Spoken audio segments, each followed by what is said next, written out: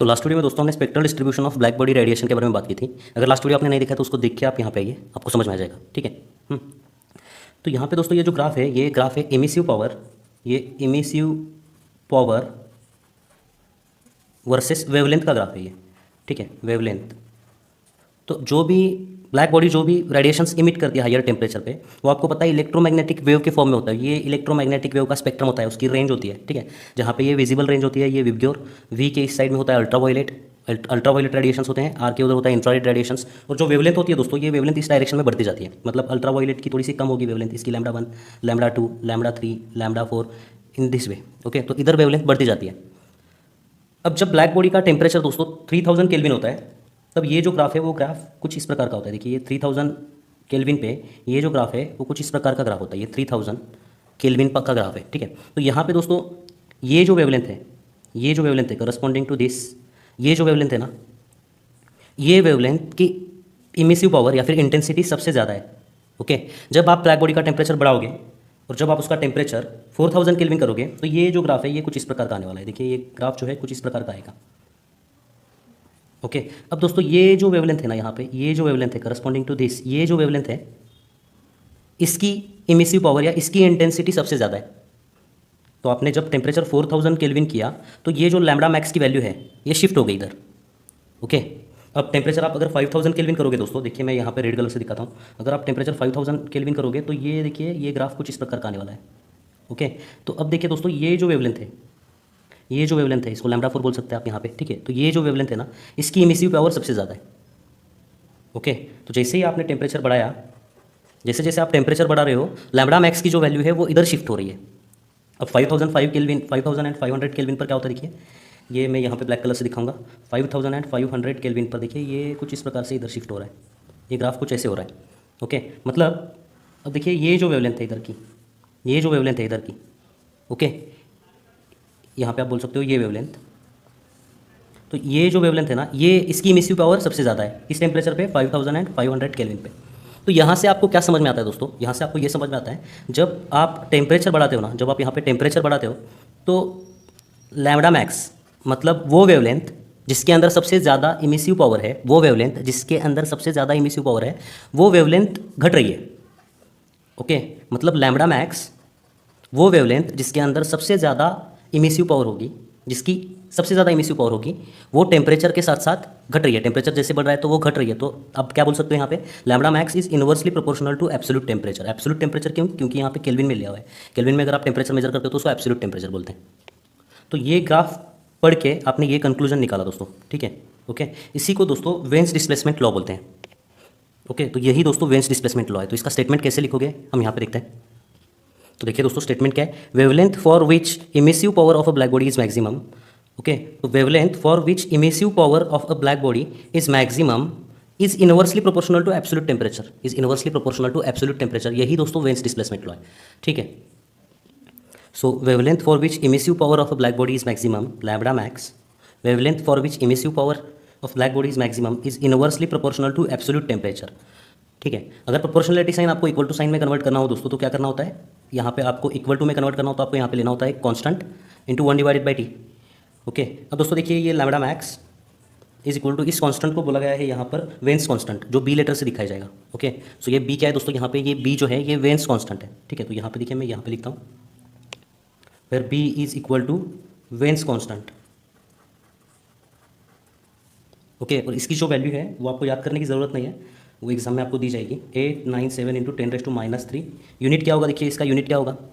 इसका यूनिट निकालने के लिए आपको क्या करना होगा, देखिए ये lambda max is equal to b/t है ना यहाँ पर। So lambda max is equal to b/t। तो b का इक्वेशन क्या बनेगा, ये lambda max into t. Lambda मतलब वेवलेंथ, वेवलेंथ मतलब मीटर में मेजर करते हो, टेम्परेचर केल्विन में, तो ये होगा यहाँ पे metre kelvin. Okay, metre kelvin, तो ये वेन्स कॉन्स्टेंट का यूनिट होता है, ये उसकी वैल्यू है। तो जैसे जैसे दोस्तों टेम्परेचर बढ़ता जाएगा, जैसे जैसे टेम्परेचर बढ़ता जाएगा, वैसे वैसे वो वेवलेंथ जिसकी इमिसिव पावर ज़्यादा है वो घटती जाएगी। यही वेन्स डिस्प्लेसमेंट लॉ है दोस्तों। तो अब इसके ऊपर कुछ एग्जांपल सॉल्व करते हैं दोस्तों। सबसे पहले देखिए पेज नंबर 70 के ऊपर सॉल्व एग्जांपल लिखे, एग्जांपल नंबर 3.5 उसको सॉल्व करते हैं। तो सबसे पहले रीड करिए दोस्तों, calculate the value of lambda max for solar radiation assuming that surface temperature of the sun is 5800 Kelvin b is given to you, in which part of the electromagnetic spectrum does this value lie. अब फिर से एक बार question पढ़िए दोस्तों, example number देखिए 3.5। Okay, calculate the value of lambda max, मतलब आपको यहाँ पे लैम्डा मैक्स की वैल्यू फाइंड आउट करनी है। Okay, for solar radiation assuming that surface temperature of the sun is, temperature आपको यहाँ पे दिया गया है 5800 केल्विन।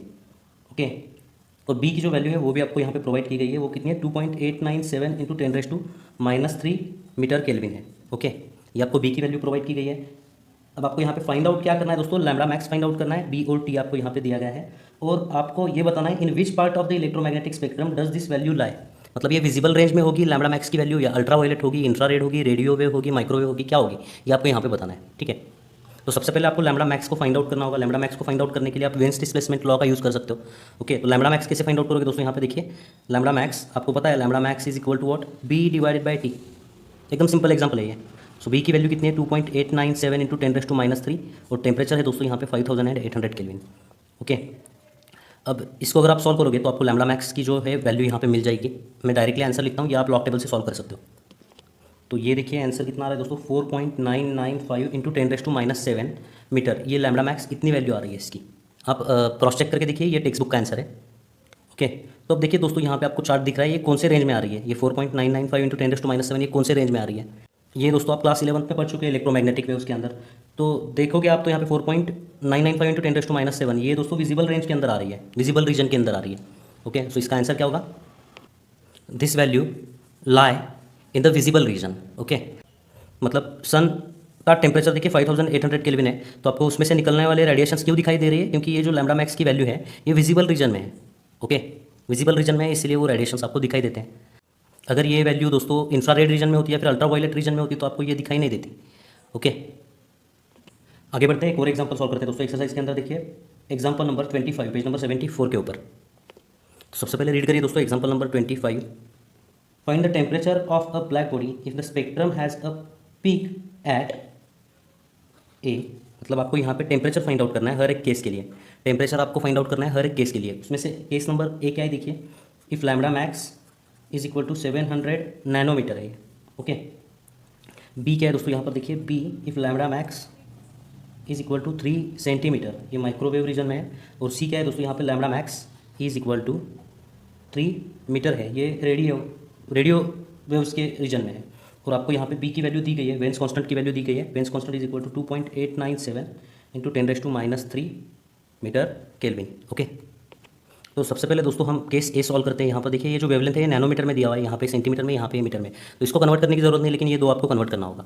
तो नैनोमीटर और मीटर में रिलेशन क्या है, अगर आपको मीटर का कन्वर्जन नैनोमीटर में करना है तो आपको 10⁻⁹ से मल्टीप्लाई करना होगा।